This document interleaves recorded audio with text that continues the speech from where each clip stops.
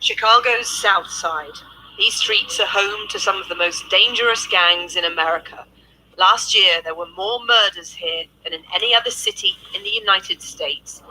Just standing on the wrong street corner can be enough to get you killed. Iceman and Roe are guarding the streets that belong to their gang, the Black Pea Stones. I wouldn't stand on nobody else's corner like this, you know what I'm saying? Because what would happen? Probably be some shooting. We probably wouldn't be standing right here, but somebody come shoot or something, you know what I'm saying? I'm killing this. Yes, I'm killing this. The Loud Pack team say they rap about real life in Chicago. Then that's drugs and guns. His nickname is Chirac, like Iraq, because, you know, they were over there shooting, bombing, and a lot of killing out here, a lot of guns out here. It's a lot of guns.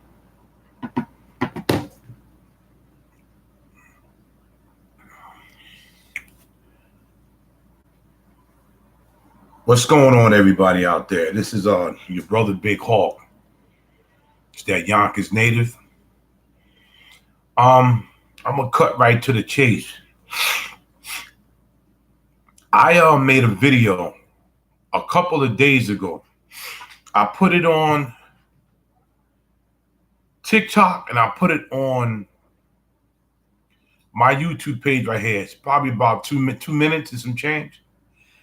And I got at Benjamin Crump, Al Sharpton, Jesse Jackson, the pro-blacks, and everybody that always complains and gets mad, which they should, when a cop kills a Black American person. On one hand, they should get upset, and on the other hand, you have to figure out what happened and what was the situation and how did they get into this dangerous situation where they had to kill somebody. I don't wish death on nobody, but a lot of people should be punished for what they've done and should be put in jail. And I made this video because I noticed something in the Black American community. I've noticed that if a white cop kills a Black American person,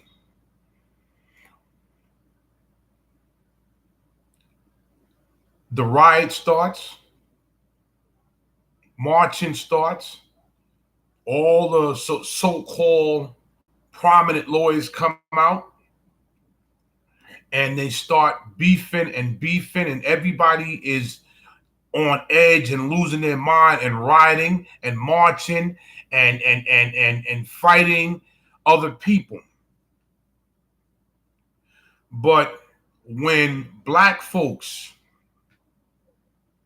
when Negroes kill each other, nobody comes out and tries to figure out what happened and tries to come to clean up the mess that Negroes did to other Negroes. And I noticed that a Black American person like me and other Blacks that call this out, that call this buffoonery out, that what we do, we're called token niggas, we're called sellouts, we're called Uncle Toms, and we're called white ass kisses. I'm just going to say it straight out. And we kill each other, first of all. I don't have no problem with Bloods and Crips on what they do. This is their history on what they do, and they know the history of what they do. What I have a problem is of men and women dying over colors. People's lives are being snuffed out over a color, being in the wrong neighborhood. If that color is not matched with that neighborhood, the person will take them out and take their life over a color. That's number one. Number two, you got people dying over looking at each other the wrong way. So when two black people walk down the street and walk past each other, and if one is eyeing the other one in the wrong way, that's where the buffoonery starts. And between that, either somebody in that situation is going to get killed or going to get put in the hospital, just looking at each other. Number 3, somebody has on a pair of Jordans, LeBron James, a new pair of sneakers, and somebody accidentally steps on that person's shoe. That's where the beef starts. Either, like I said before, either somebody is going to get hurt or killed over that stupidness, buffoonery that just happened. And the reason why I'm making this video is because it seems like black people like me, I'm going to say it again, and like other blacks that want to live a peaceful life, that want to, you want to, get your money up, as they say, get your mind right, and you leave the hood. But you look back and you see that your hood, the ghetto, is still going crazy over stupidness. So when we call this out, now we're not down with the pro-blacks. Now the pro-blacks call us every name in the book. And these leaders, these supposed to be leaders like Benjamin Crump and Al Sharpton and Jesse Slickman Jackson and all of these other pro-black people that talk all this stuff have no solutions on how we can get the hood straightened out. I'm glad I left. It was sad, but I had to leave. I'm glad I went from the hood to a decent neighborhood. And you got people that get mad. They get very angry. They call us Uncle Ruckus. They give us every name in the book. But these people don't have a solution on how we can get ourselves together, how we can stay away from getting killed by the cops. And I have to say, cops have a bad job because I'm a public safety officer. I'm not saying that we all correct, but cops and security officers and public safety officers have a dangerous job. Okay? Just last week, a security officer, his first day on the job in New York City where I work, was killed, was stabbed to death by a homeless person because he asked the homeless person doing his job. The homeless person was sleeping inside of a bank where the ATM machines are. So he was blocking everybody from going in there to take money out of their bank account. His job is to keep the place clean. All he asked the person was, "Sir, you can't be here. I know you're homeless. I don't want no trouble. This is my first day on the job, but you have to leave." The guy gets erratically crazy. When the security guard turns his back, he was stabbed in the neck, was in a hospital for 2.5 days, and died. And this is a situation that the cops go through, public safety officers go through, and security guards go through. And when we call this out on these leaders, these supposed to be black leaders, that if there's no money involved, they're not going to come. They are not going to come in our neighborhood unless there's some money involved. And somebody has to call them out. Of course, when I made the video, you had a lot of people that applauded me. That was behind me 100%. But then you had a lot of Negroes. You had a lot of Negroes that had something negative to say. And sometimes this is why you have Negroes like me and other Negroes, and I hate to say it, don't like being around Negroes like that because they're thinking backwards. They're talking all this Uncle Ruckus and all this sellout and all this token stuff until it happens to somebody in their family. Until it happens to somebody in their family. And you notice that when stuff like this happen, when it's people killing black people, Black Lives Matter is nowhere to be found. Black Lives Matter is nowhere to be found, because Black Lives Matter, if there's no money involved, if they can't go out and get another $4 million home, they're not going to come to the hood and check why are black people killing each other. How come black folks, black Americans hate each other to the point where they kill each other over drugs, over property they don't own, over women, over looking at each other the wrong way, over stepping on each other's shoes, over bumping each other by mistake? So you would take somebody's life for that. There's no Black Lives Matter. There's no Benjamin Crump. There's no Jesse Slickman Jackson. There's no Al Sharpton. There's no pro-blacks. These pro-blacks talk all this nonsense. Every day I hear these pro-blacks talking all this nonsense, but they haven't still come up with a solution on how blacks are going to get along and not kill each other in their neighborhood. Nobody's coming up with a solution. All this month and the months that just passed, there's been nothing but killings in the Bronx, Brooklyn, Manhattan, Staten Island, Queens, Chicago, LA, South Central, Nashville, Tennessee, Atlanta, Georgia, Louisiana. There's been nothing but murders, and it's black people killing black people. Now, they just had a black female that was gunned down in Tennessee. She was gunned down going to her house. And there's no Black Lives Matter. There's nobody saying we have to take care of our responsibilities. Every time this happens, we do all these black leaders and no Black Lives Matters appearing unless there's money involved. And we have to be real with ourselves and real with it. Nobody in the black community really gives a damn. You may have out of 100% in the black community, maybe 5% of us care. This is why we leave. And then when we leave, we're called sellouts and token niggas and everything else in the book.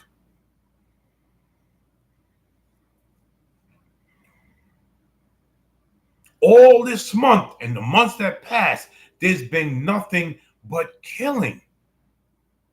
Nothing. I'm going to show you something.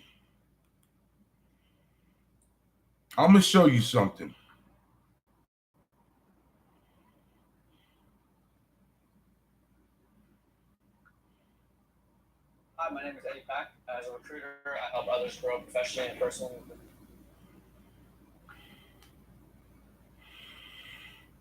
This is called Oakland is out of control. It's been dangerous here since the 1960s when crime began to increase. By the end of the 70s, Oakland's murder rate was twice of nearby San Francisco and even New York City. Crime here peaked in the early 90s when gangs made parts of this city a war zone. Today, it appears those numbers are getting close to where they were at their peak in 1993, people. This is International Drive, which bisects East Oakland.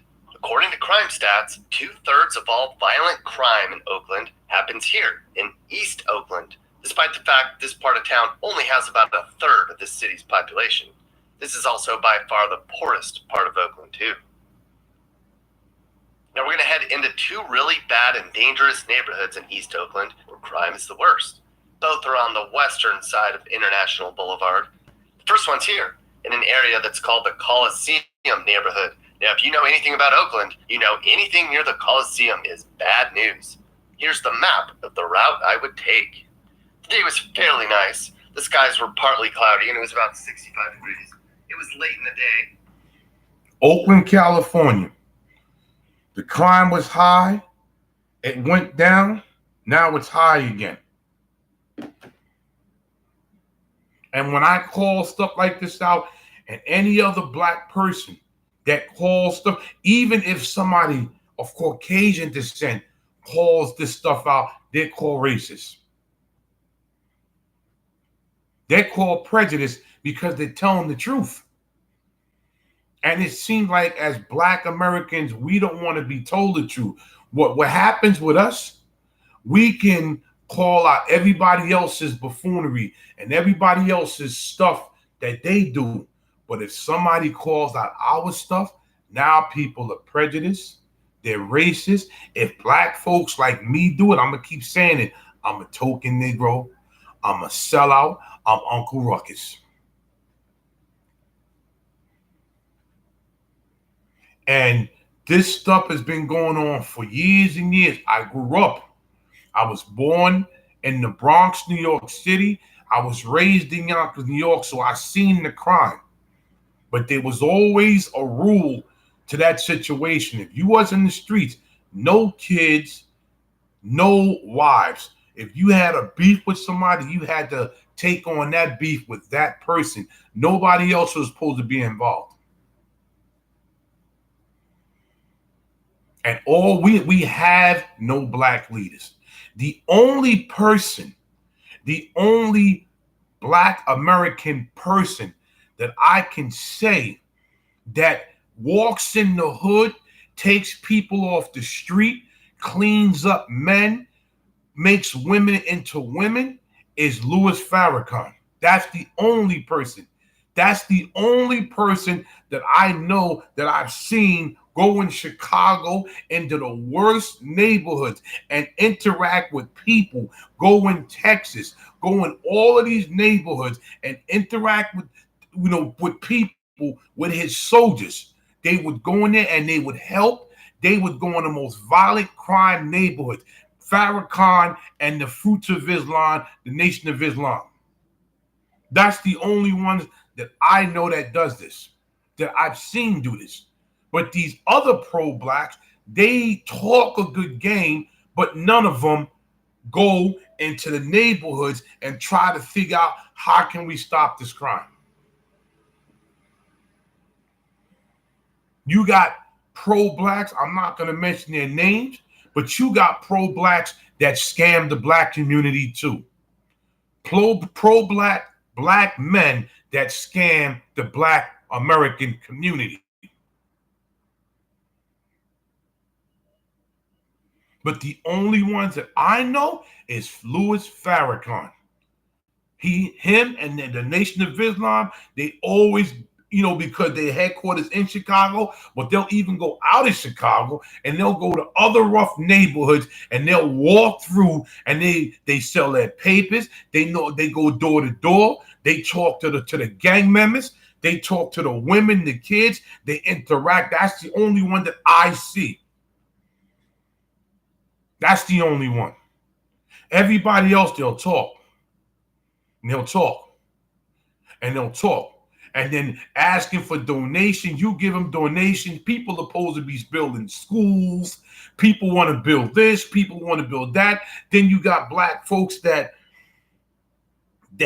believe in these people, and they'll donate money, and nothing ever occurs. Nothing. But no, I'm just a token Negro. I'm just Uncle Ruckus. I'm just a sellout. That's what I am. That's all I am. When you growing up and you see Black folks constantly do this, it irks you. It's not about being a token Negro. It's not about being a sellout. It's not about being Uncle Ruckus. It's about a Black person caring about other Black people. But you can't do that because when you do stuff like that, we're wrong. We are wrong. So this is why a lot of Blacks just give up. They say, screw this. They leave the hood and they never come back. See, when I was young, I didn't know and understand, and I used to get upset why they do this. Once I got old, I said, now I know why. It's depressing, and it's a shame how we take each other's lives for the most stupidest stuff that I ever witnessed in my life. Who gets shot and killed over a color?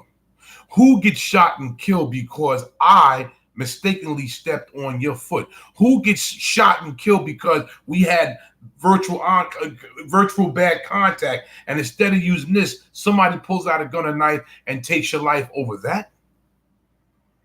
Who gets killed over saying this is my block? Let me tell you something, and I'm gonna keep rewinding this. If you don't have the deed saying that you specifically brought this block and your name is on it, then it's not your block.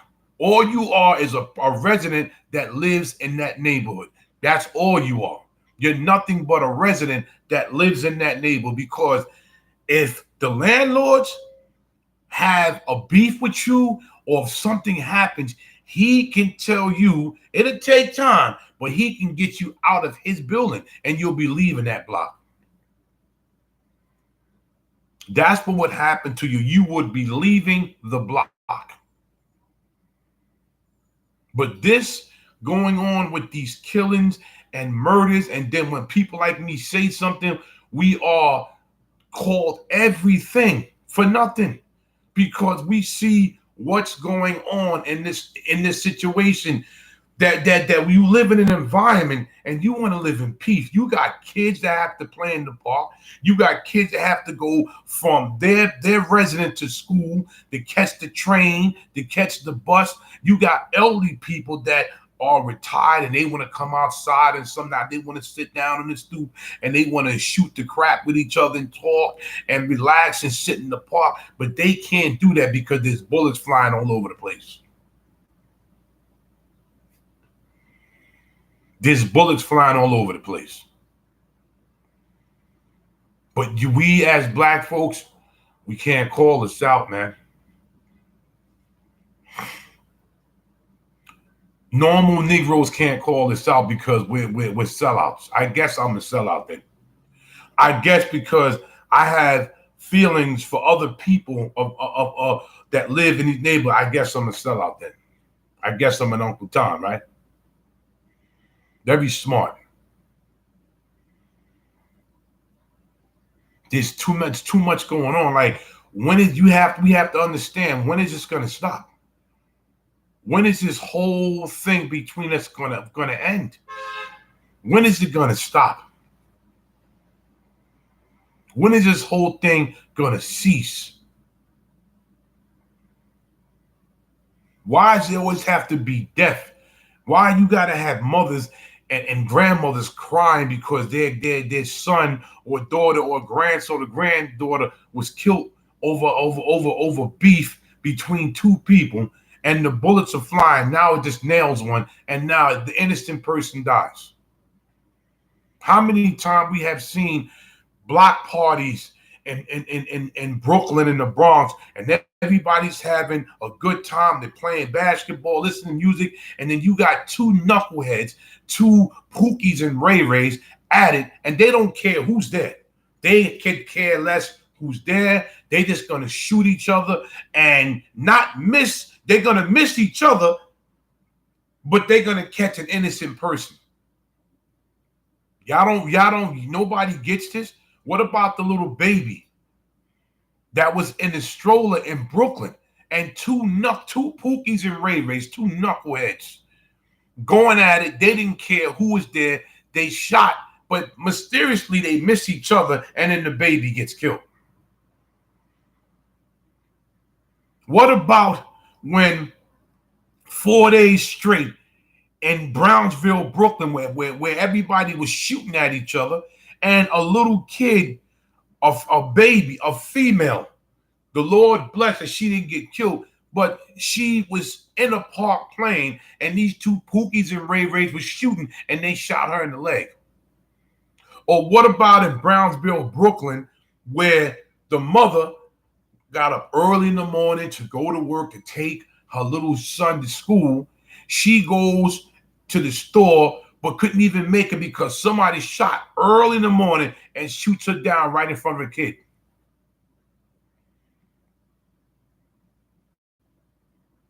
This buffoonery has to stop. And there's no Black Lives Matter coming there. There's no Benjamin Crumps or none of these activists. These activists are all about money. That's all they're about. Let's call it the way it is. These activists today are not like the activists back in the days. They're not Malcolm. They're not Marcus Garvey. They're not Huey P. Newton. They're not Martin Luther King. They're not none of these people. These are fake activists that want to line their pockets with money. And the sad thing about it, the Black American community doesn't want to see it. It's not like you can't see it. You don't want to see it. Because if the person's black, I can't, go against the grain. I can't go against it because he's black. That's stupid. That's stupid. That's utterly retarded. It's stupid. That's like the problem that we're going through now between the gender wars, between black men and black women. You got brothers like me and other people that we respect and honor black women. I came from one. My mother's black, but I'm attracted to other races of female. So just because I'm not dating a black woman, and just because I'm not attracted to this black woman, and because I'm black and they're black, I'm supposed to date her because I'm not attracted to them and I'm dating somebody else. Now there's something wrong with me. Now there's something wrong with me. That's another thing. That's another problem in our community. Just because you're black as a man and you're black as a woman, if you're not attracted to each other, why are you trying to force people to do things and date people that they don't want to date? That's another crazy thing that goes on in the Black American community. Right now, we had a gender war. You really have black women that don't like black men, and you really have black men that don't like black women, but everybody's trying to force it. You can't force nothing that's not going to happen. You can't do it. You can't force somebody to date a person if they're not attracted to that person. I'm SYSBM for life. That's just the way it is. If nobody likes it, oh well. But Negroes right now, we are in trouble because there's too much of buffoonery and ignorance going on in our community. And when a lot of us call it out, there's a problem. There is a bad problem for us calling out our buffoonery, our ignorance, our stupidness. I can't call it out because if I do, like I keep saying, I'm a sellout. I'm an Uncle Tom. I'm Uncle Ruckus. And these are grown people saying it. These ain't no 5-year-old kids. This is not romper room. We're not in romper room. This is not the first grade. And when we call this out, y'all know what we're talking about because it's a black thing. We ain't not supposed to go against the grain. We're not supposed to do this. We're not supposed to go against the grain. And to me, it's stupid and it doesn't make any sense. We should be calling it out. We should be calling out because it should be coming from us. It's like, when you doing something wrong, your mother, your father say, stop doing that, man. They chastise you. They either give you a whipping or they'll put you in a corner, they'll put you on punishment. Stop doing that. So we have to, as black people, we got to chastise other black folks. We have to. We have to chastise other black folk. We got to do it. We have to. And if we don't do it and keep letting this go on, it's not going to stop. I'm seeing it. It's not going to stop. It's too much violence among the Black American community. Too much of violence, and it's stupid. It's not really violence for something that's benefiting everybody. It's for stupid things. Like I keep saying, it's for drugs. We know who brought the drugs here. So don't try to come at me And we didn't bring, yeah, we didn't bring the drugs here, but who told us to pick the drugs up and sell the drugs? We didn't bring the guns here. I know that, but who told us to pick up the guns and start offing each other? Who told us this? You can't blame the white man, the yellow man, the blue man, the green man. You have to blame yourself, because you as a human being have to make a conscious decision. Say, listen, if I do this, this may happen to me. If I do this, this may happen to me. You know what? I'm going to go the straight path. You can't blame the white man for everything. You as a human being, a person has to blame themselves, because they have a God. The Lord gave you a mind to think with. He gave you this. And you have to make the decision. What am I going to do? Am I going to sell drugs all my life and gang bang all my life and live here? Or can I go try to learn a trade, or go to take a course, or go to college to do something with myself? You have to make that decision. You, as a human being, you have to do this. You can't, we've been talking about the white man. Listen, ever since I was born, I heard this crap. Ever since I was born, I heard this crap already. I heard the white man this and the white man that and the white. No, as black people, you have to make a conscious decision. Nobody forced you to pick up a gun and shoot somebody.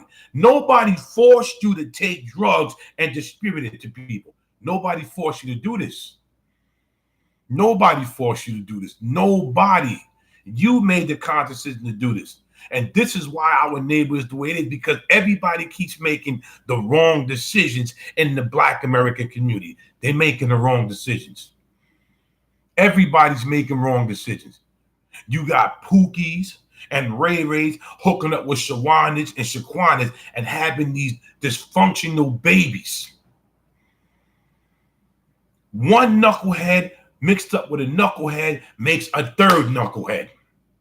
And the babies are dysfunctional because they're coming from dysfunctional families. They're coming from two dysfunctional people who's not playing with a full deck at all.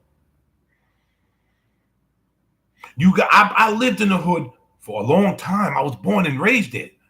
And I sit and I heard the way a lot of these hood women spoke. Well, if I get pregnant, I just get on welfare and Section 8 and they'll help me. What about when it's over? What about when Section 8 and all this is done? Excuse me.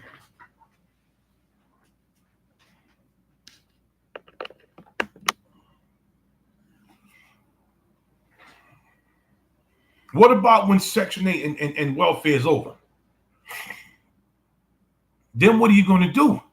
I've heard this all my life. Well, if I get pregnant, I'll get on welfare, and welfare help me get a job, and I get Section 8, and then I'll take this guy and I'll take him to child support, and I'll just get child support and then welfare. And you hear this all your life. You're hearing this crazy nonsense. It's dysfunctional and it's horrible. It's horrible and dysfunctional. Our community needs help, man. They need help. They need these people that Benjamin Crump and Al Sharpton and Jesse Slickman Jackson, they need them to come in and try to help them. They have money. Put it into the community. Why does everybody of other races help each other out instead of Negroes? That's the big question. Why? That's the question everybody needs to say, wait a minute. Why do they help each other, but we kill each other? We disrespect each other. We can't even get up in the morning by saying good morning while somebody, yo, what happened? I don't know you. Why are you looking at me? Two human beings in that same neighborhood can't even come together and have a decent conversation. Because y'all be ready to kill each other. Straight dead. Straight up dead. Y'all will be ready to just off each other. Horrible, man. This whole thing is crazy. That's the latest one that just died. She is getting out of her car and gets shot right in front of her door. Right in front of her door. She gets shot. Right in front of her door. They take her out and she's dead now. The 2 days before then, a young 14-year-old kid in Harlem, he gets shot in the face and he dies. And it's like the list, it keeps piling up and never stops. And then these so-called black leaders, these so-called pro-blacks, they're nowhere to be found. Black Lives Matter, they're chilling somewhere in a $4 million house somewhere on their own land. They say, you know, we got the money, screw these niggas. Excuse my French, but this is what they're saying. This is what they're saying. They're gone. 90, 95, $97 million didn't even come to the community to try to help the community out. Meanwhile, you got people marching and getting arrested, thinking that this whole situation, Black Lives Matter, was real when it was just a sham to get money. We all sensible black folks are calling Black Lives Matter out, man. It was a scam, and it was terrible what they did. They took the money and they jetted, and nobody cares about the hood. It's a joke. These so-called leaders are a joke. They are a joke, and they don't care about black folks. Black Lives Matter doesn't care about black folks. Benjamin Crump, Al Sharpton, Jesse Slickman Jackson, and these pro-blacks don't care about black folks. They don't. They'll talk a good game and talk, but none of them give a damn about the black community. And I don't understand how some blacks don't see this. When you talk about it, they will still defend these Negroes. They don't care about the black community. They don't. They care about lining their pockets, and that's it. They will never give a damn about the black community. When was the last time anybody heard Black Lives Matter doing anything? When is the last time anybody seen Benjamin Crump and all these other black activists and these pro-blacks, they're the worst, man. These pro-blacks are so hypocritical, man. They are a joke. Because these pro-blacks will kill other blacks too. They will beat other blacks up and have beef with other blacks.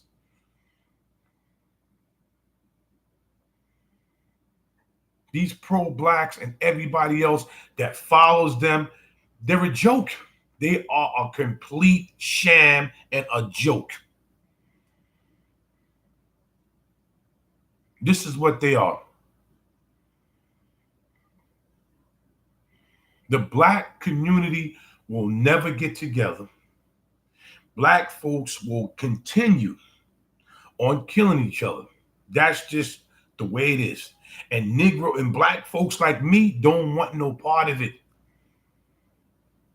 I'm going to say this again. I'm SYSBM for life. I don't want no part of this stupidness. No part of this nonsense. No part of this ignorant hate. I don't want no part of it. I didn't grow up hating people. In my family, there's Puerto Ricans in my family. My sister's husband is Caucasian, the best person ever I've met in my life. But the black community has a problem. We have a bad problem.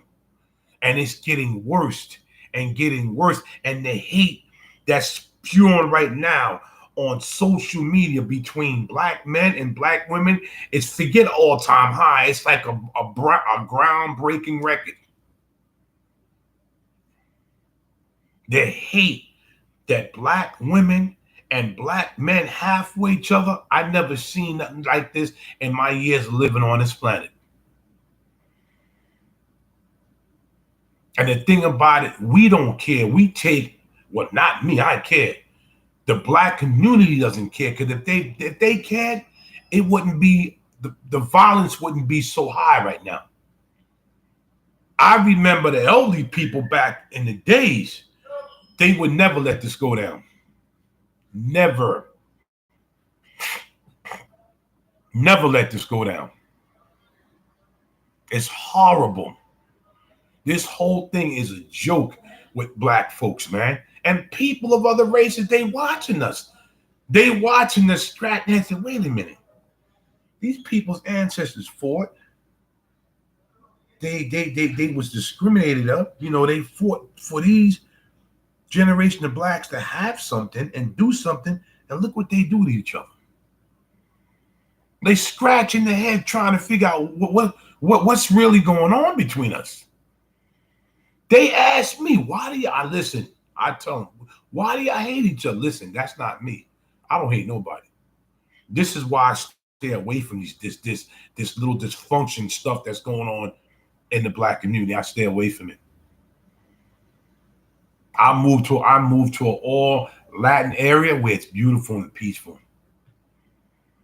Right in Passaic, New Jersey. I moved and got out of here. I got right out of there. Because trying to deal with your own people and your own race and trying to talk some sense into them is like talking to a wall. That wall is just going to be there, and it's not going to do nothing but just stay right there, right where it's at. That's what's going to happen.